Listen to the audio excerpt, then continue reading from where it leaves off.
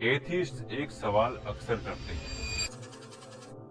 ये सवाल इतना आम है कि वो फोरम्स में, सोशल मीडिया पर, वीडियोस में इस पर मुसलसल बात करते हैं। शायद ये कुफर के अहम तरीन सतूनों में से एक है। दूसरी तरफ ये मुसलमानों को भी कंफ्यूज कर सकता है। वो सवाल ये है, हम पर जो बीमारियां और आफतें आती हैं तो खुदा ये बुरी चीजें क्यों होने देता है? अगर कोई खालिके कायनात होता तो वो ऐसी आफतें पेश न आने देता, मगर क्या वाकई ऐसा है? पहली बात, कायनात में बुराई का वजूद खालिके कायनात की गैर हाजिरी का सबूत नहीं है। क्यों? मैं वजाहत करता हूँ। मसलन किसी गैलरी या आर्ट की नुमाइश का तस्वुर करें। वहाँ आने वाले लोग अपनी अपनी दिलचस्पियों के मुताबिक आर्ट के नमूनों को पसंद या नापसंद कर सकते हैं। जब आर्ट के मुतालिक कुछ भी न जानने वाला शख्स किसी मशहूर और कीमती पेंटिंग को देखे तो वो कह सकता है ये पेंटिंग फजूल है, इसमें सिर्फ आड़ी तिरछी लकीरों के सिवा कुछ नहीं। मगर आर्ट को जानने वाले किसी शख्स के लिए वो पेंटिंग शानदार खूबियों वाली हो सकती है और उसके हर जुज में कई मानी छिपे हो सकते हैं। जी हाँ, आर्ट को न समझने वाला कोई शख्स पेंटिंग को नापसंद तो कर सकता है, मगर ये नहीं कह सकता कि इस पेंटिंग का कोई आर्टिस्ट नहीं है।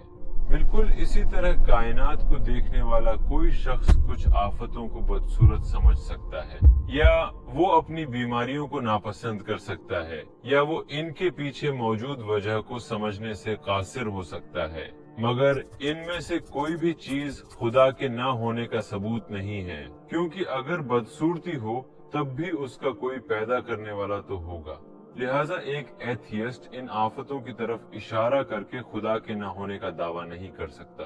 फिर हम एतमाद से कह सकते हैं कि इस मामले का ताल्लुक खुदा के न होने से नहीं है और इसे एथियस्ट की तरफ से इस सबूत के तौर पर इस्तेमाल नहीं किया जा सकता। मगर फिर क्या वजह है कि इंसान ये तमाम मुश्किलात, आफतें और तबाहियां सहते हैं? आइए इस पर गौर करते हैं। आप किसी चीज का नाकिस या कामिल होना ये देखकर ही बता सकते हैं कि उसको बनाने का मकसद क्या है। अगर कोई चीज अपने मकसद के मुताबिक अच्छा काम कर रही है तो हम कह सकते हैं ये अच्छे मियार की है, ये बेहतरीन है, परफेक्ट काम करती है। लेकिन अगर वो अपने मकसद के मुताबिक काम ना करे तो हम कहते हैं कि ये बदसूरत और नाकिस है। मसलन लाइब्रेरी का मकसद लोगों को पढ़ाई या मुताले के लिए एक खामोश और पुरसुकून माहौल देना है। अब लाइब्रेरी में आने वाला कोई शख्स जिसे खामोशी पसंद न आई हो, क्या ये बात कह सकता है ये जगह इतनी खामोश क्यों है, यहाँ कोई हलचल क्यों नहीं है, कोई बात नहीं कर रहा है, कितना बेकार और नाकिस डिजाइन है? क्या वो ये तनकीद कर सकता है? जाहिर है कि नहीं, क्योंकि लाइब्रेरी को ऐसा ही होना चाहिए। ये खामोशी वाला माहौल देती है, उसका यही मकसद है। लिहाजा लाइब्रेरी में खामोशी होना जाहिर करता है कि ये एक मयारी और अच्छी लाइब्रेरी है।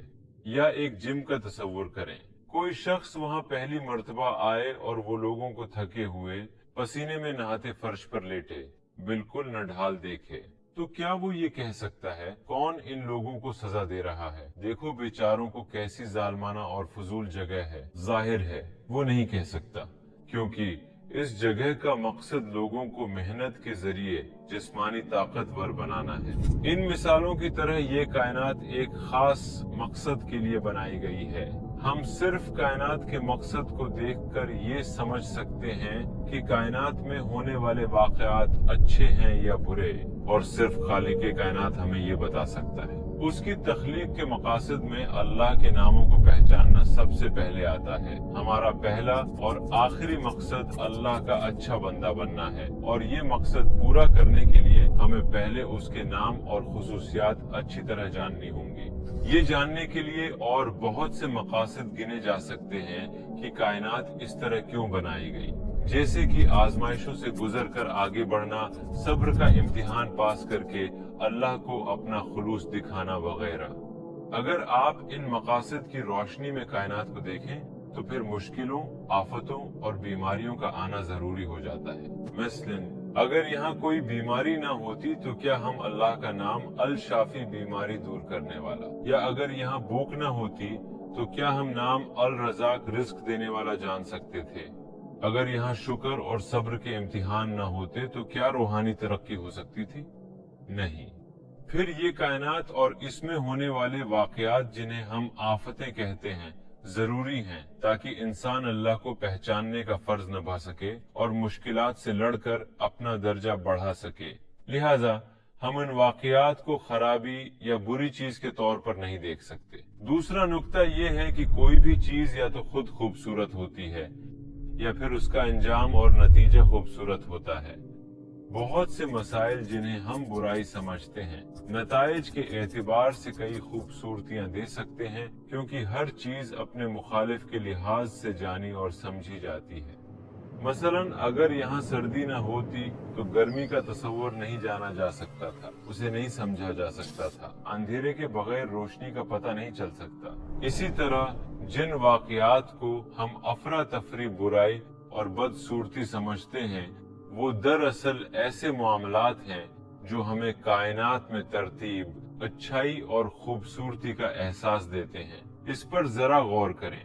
तसव्वुर करें अगर यहाँ कोई बदसूरती ना होती तो क्या हम खूबसूरती को समझ पाते, या अगर यहाँ कोई बेतरतीबी ना होती तो क्या हम तरतीब की बात कर सकते थे। लिहाजा मुखालिफ तस्वुरात की मौजूदगी उन्हें समझने के लिए जरूरी है। एक शख्स जो मुसलसल तरतीब और खूबसूरती में रह रहा हो वो इन चीजों की अहमियत को नहीं समझ पाएगा, उनकी तरफ उसका ध्यान भी नहीं जाएगा। हम इस तरीके से कुदरती वाकयात जैसे कि जलजलों का तज्जिया कर सकते हैं। मसलन जलजले बज़ाहिर एक बुराई नजर आ सकते हैं। ये वाकया जमीन को शिद्दत के साथ हिला देता है और उसे एक आफत समझा जाता है। बज़ाहिर उन्हें बहुत नुकसानदेह और बुरा समझा जा सकता है, मगर हकीकत में जलजले हमें बताते हैं कि दरअसल कायनात में एक तरतीब है। जी हाँ, जलजले लोगों को याद दिलाते हैं कि जमीन इस तरह से अक्सर नहीं हिला करती और हमें ये एहसास दिलाते हैं कि इतनी बातरतीब और मुस्तहकम जमीन दरअसल एक नेमत है। मुमकिन है हम ये हकीकत न जान सकते, मगर जब हम विसी नजर से देखते हैं और कायनात में होने वाली तमाम मुस्बत और बज़ाहिर मनफी चीजों को देखते हैं तो हमें नजर आता है कि अच्छी चीजों के मुकाबले में बुरी चीजें बहुत ही कम वाक़ई होती हैं, सिर्फ इसलिए कि हम मुखालिफ मुस्बत चीजों को समझ सकें। लिहाजा कायनात में अब नॉर्मल वाकयात, नॉर्मल हालात के आदी इंसानों को एहसास दिलाते हैं कि ये नॉर्मल चीजें भी दर हकीकत कितनी बड़ी नेमत हैं। बेतरतीबी ही हमें तरतीब समझाती है। किसी बदसूरत चीज की बदसूरती ही हमें किसी खूबसूरत चीज की खूबसूरती का पता देती है। यहाँ तक कि वो मामलात जिन्हें अफरा तफरी समझा जाता है वो भी खूबसूरत और एक मकसद के तहत हैं। एक और नुक्ता ये है कि मुसलसल बिला खलल खूबसूरती लोगों को गौर व फिक्र से बेगाना करके आखिरत भुलाने का सबब बनती है। लोग इस दुनिया की खूबसूरती में खो सकते हैं। ऐसा शख्स जो जिंदगी में अपनी जिम्मेदारियों और आखिरत को भूल जाए उसके लिए मुश्किलात एक वार्निंग और वेकअप कॉल बन जाती हैं।